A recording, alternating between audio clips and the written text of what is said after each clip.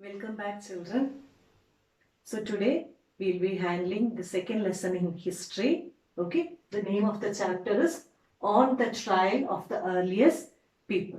Okay, so in the first lesson we saw what, when, where and how the people lived and they originated. Okay, so in this lesson we'll be going through their life, how they moved from place to place, what did they eat, how did they find out the fire, and how did they settle down in places. Okay, so shall we start? Okay, so about 2 million years ago, we know people lived in a subcontinent. Okay, and they were called hunter gatherers. What were they called? Hunter gatherers. Hunter gatherers.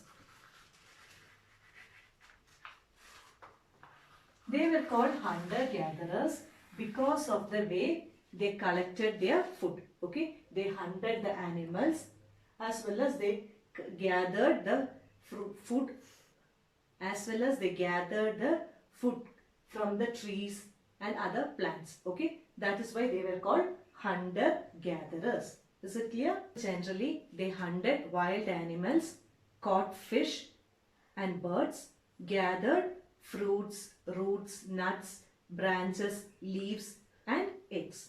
Okay. Now we shall see why they started moving from one place to another. So, why they move?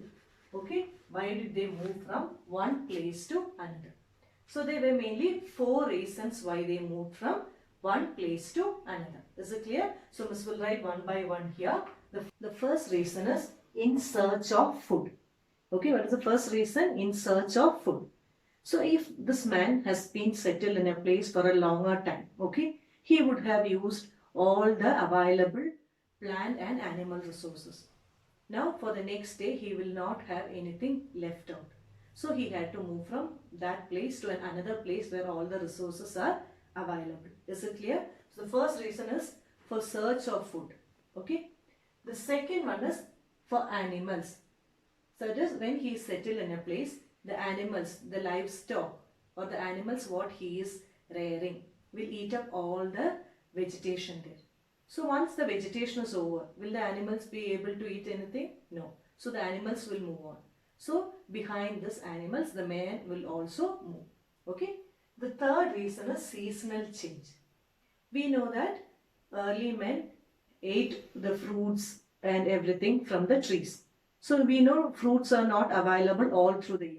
They are seasonal. Okay. So when the fruits are available, they will be staying in that place. When the fruits or the roots what they get is not available, they move to another place where another fruit or another food is available for them. Okay. So the last one is water. We know water is very essential thing for both man as well as animals. So the water will be available in rivers, pond, etc. So these water are seasonal. They are not perennial. Okay, you know what is perennial? Perennial is a water which is available throughout the year. Okay. So what happened is when they stayed in some places, the water would be seasonal there. Only during the rainy season, the water will be available. So in the dry season, water will not be available for use for men as well as their animals. So they had to move from that place to another place where water is available. So these are the reasons why early men, your hunter-gatherers started moving from one place to another. Is it clear? Okay. Now shall we go to the next topic? Now the next topic is how do we know about these people? Okay. So how? Archaeologists have found some of the things hunter-gatherers have used and made. Okay. So most of the tools what they made were made of stone, wood and bone of the animal. Okay. Stone tools were used to cut meat and bone, scrape the bark of the trees and also to remove the hide from the animals. Okay. So some of the other bones and wood were used to create handle for the tools. Is it clear? And many tools were used to chop the wood for making firewood. And they also use this wood, okay, for creating huts and homes. Is it clear? So how? The tools were made of stone, wood and bones. Is it clear? And out of this, stone were the one which lasts for a longer period. Now we shall see how they chose a place to live. Okay. So choosing place. So hunter-gatherers choose places near rivers and lakes because water was a major need of human beings as well as their animals.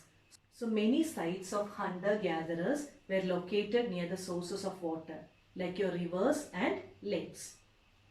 So the places where the stones were found and people made tools were called the factory site. What were they called? Factory sites. Okay, these were the places where the stones were found and the people made tools.